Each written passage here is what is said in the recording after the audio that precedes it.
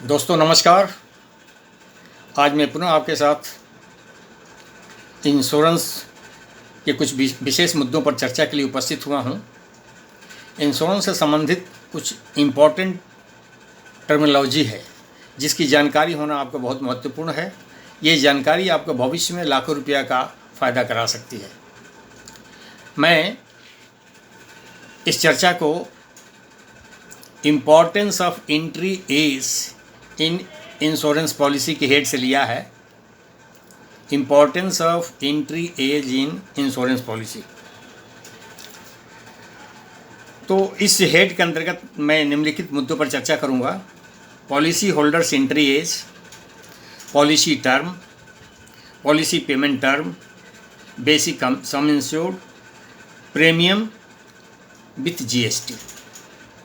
ये कुछ बिल्कुल सिंपल चीज़ें हैं। मैं बिल्कुल सरल शब्दों में सरल तरीके से इसकी व्याख्या करूंगा ताकि आपको पूरी तरह से इसकी जानकारी हो जाए।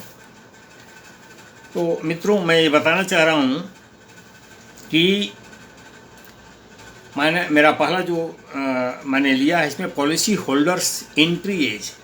जब कभी भी आप कोई सी पॉलिसी लेते हैं तो एंट्री एज का बड़ा इम्पोर्टेंस होता है। एंट्री एज ईयरली होने से आपको बहुत बड़ा फ़ायदा होने वाला है। एंट्री एज अगर लेट करते हैं तो पहले के बनिस्पत फ़ायदा नेचुरली बहुत कम हो जाएगा।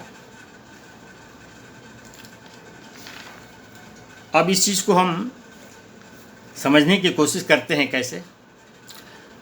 किसी भी प्लान में अगर कोई व्यक्ति 20 साल की एज में या 25 साल की एज में एंट्री लेता है,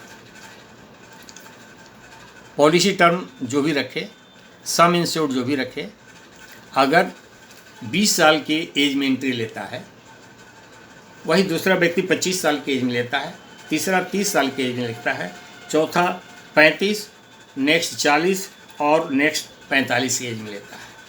तो ये मान के चलें कि जैसे जैसे एंट्री एज बढ़ते जाता है, आपके द्वारा दी जाने वाली प्रीमियम की राशि बहुत ही अच्छे अमाउंट से बढ़ती जाती है। तो पहला नुकसान तो ये हो गया, एंट्री एज आपकी लेट हुई, आपको प्रीमियम की राशि ज़्यादा देनी पड़ी, और whole of the policy term आपको ही बड़ी, जो आपने एंट्री जिस समय लिया, जो प्रीमियम निर्धारित हुई वही देना पड़ेगा।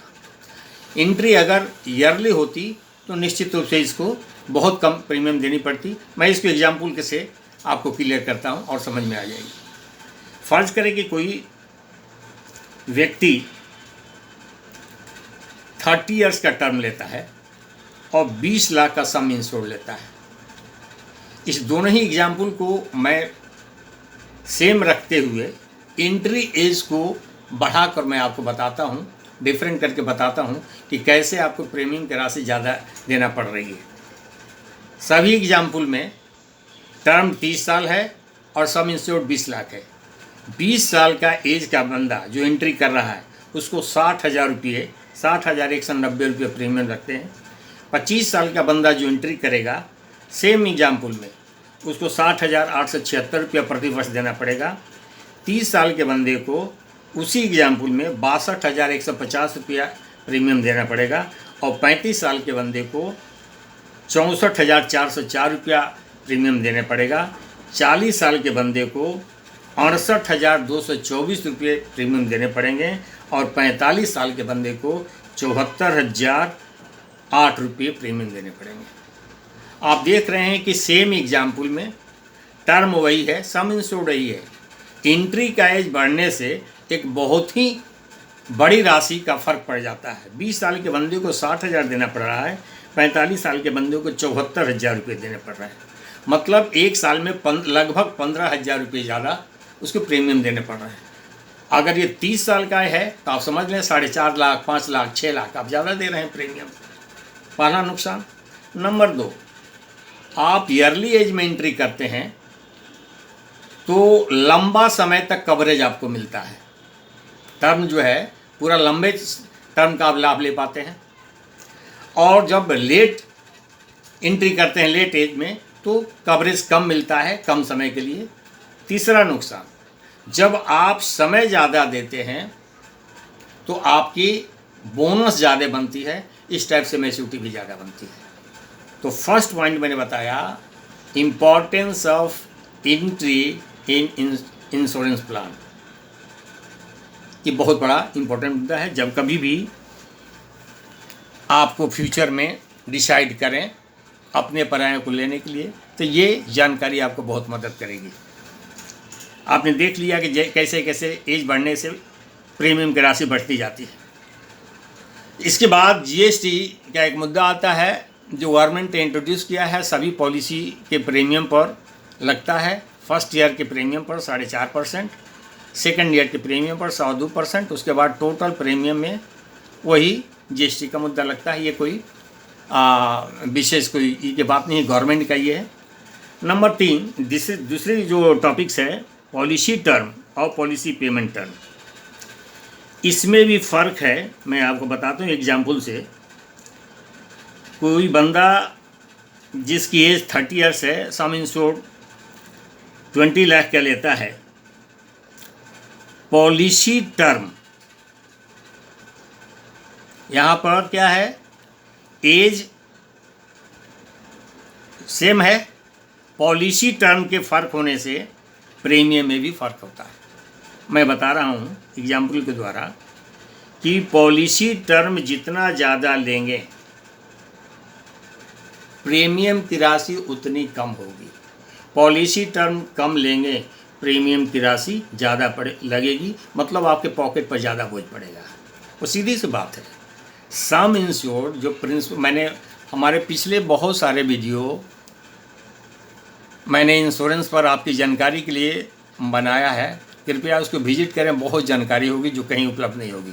मैंने इंश्योरेंस का सिंपल सिद्धांत मैंने चर्चा की है पिछले वीडियो में कि जब भी कभी कोई इंश्योरेंस का प्लान आप लेते हैं, जितना सम इंश्योर्ड आप ऑप्ट करते हैं, इंश्योरेंस का सिंपल सिद्धांत है कि प्रीमियम टर्म में कंपनी आपसे उस सम इंश्योर्ड के राशि के बराबर आपसे कंट्रीब्यूशन ले लेती है, चाहे वो प्रीमियम टर्म 10 साल का हो, 20 साल का हो, 30 साल का हो।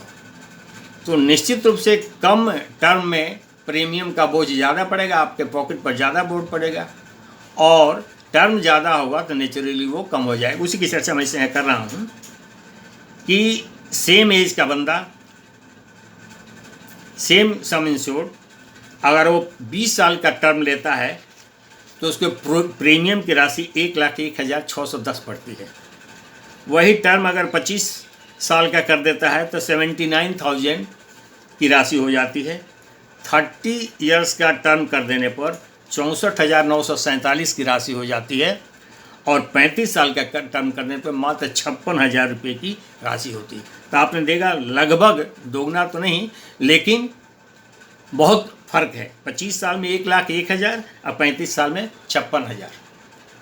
तो इस टाइप से प्रीमियम की राशि बहुत घटती चली जाती है। जब भी आप premium payment term, policy term आप बढ़ा देते हैं तो उससे दो फायदे हो जाते हैं।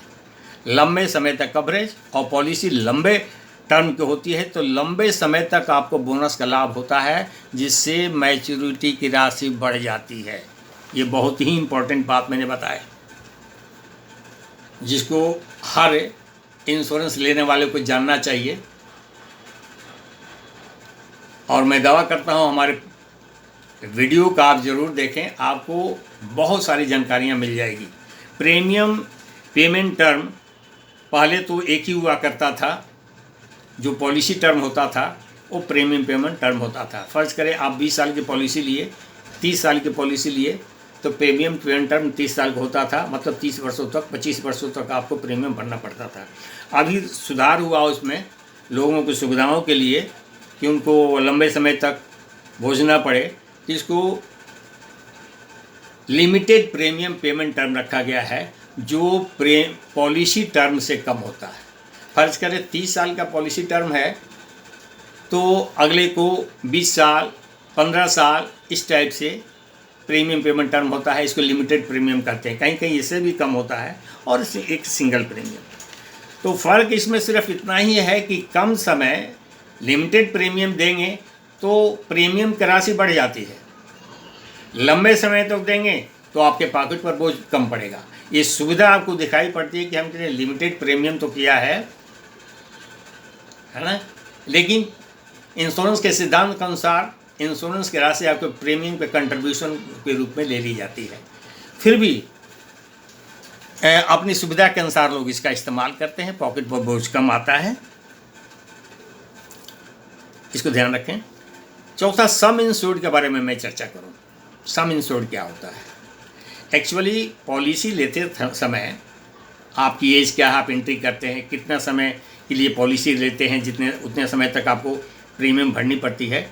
सबसे महत्वपूर्ण मुद्दा जो होता है वो होता है सम इंश्योर्ड। हमने कितने की पॉलिसी ली, 10 लाख, 20 लाख, 30 लाख, जो कुछ भी हो, तो उसको हम सम इंश्योर्ड कहते हैं। उसी को लेकर के हमारी प्रीमियम निर्धारित होती है कि हमको साल का, क्वार्टरली या हाफ ईयरली कितने प्रीमियम देने पड़ेंगे। तो सम इंश्योर्ड एक्चुअली हमारे द्वारा दी जाए कंट्रीब्यूशन की राशि प्रीमियम के रूप में वो होती है, जो हमको मैच्योरिटी के समय, सर्वाइवल के एज में भी वापस हो जाती है, और इन केस ऑफ डेथ भी वो पूरी वापस हो जाती है। तो एक ऐसा ये इन्वेस्टमेंट का प्रावधान है कि जो हम छोटे छोटे कंट्रीब्यूशन के रूप में कॉरपोरेशन के पास पैसा जमा करते हैं, एक सर्टेन पीरियड के बाद हमको टोटल वापस हो जाता है। हमने जितना दिया वो टोटल वापस हो जाता है, उस पर बोनस के साथ, प्लस कवरेज अलग है। This is a very good investment instrument. अब इसमें बताऊं कि सम इंश्योर्ड का 2 डिफिनीशन है। एक, सम insured in case of survival. Some insured in case of survival basic sum insured होता है। बेसिक सम इंश्योर्ड का मतलब जिस समय आपने पॉलिसी परचेज किया उस समय जितने की पॉलिसी आपने ली, that is called basic sum insured, BSA।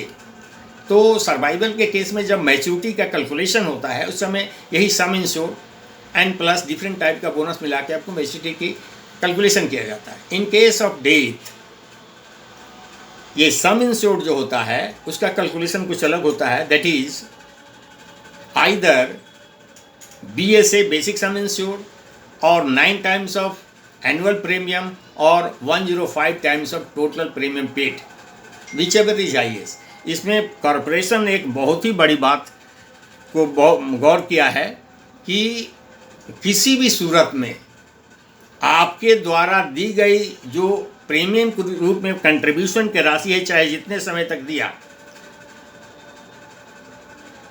Some insured की राशि उससे कम कभी नहीं होनी चाहिए। सम इंश्योर्ड उसको आपको उससे ज़्यादा मिलना चाहिए। तो ये कुछ इम्पोर्टेंट क्लैरिफिकेशन आपके लिए था, जानकारी के लिए, आपको आपके नॉलेज में इजाफा करने के लिए। कृपया हमारे वीडियो को आपने देखने के लिए समय दिया, धन्यवाद। एक चीज़ मैं आपसे कहना चाहूँगा, कृपया अगर आपको लगा कि बहुत ही यूज़फुल इन्फॉर्मेशन है तो हमारे चैनल सीक्रेट इन्वेस्टमेंट को सब्सक्राइब करना ना भूलें तथा इस वीडियो को लाइक एंड शेयर जरूर करें। धन्यवाद।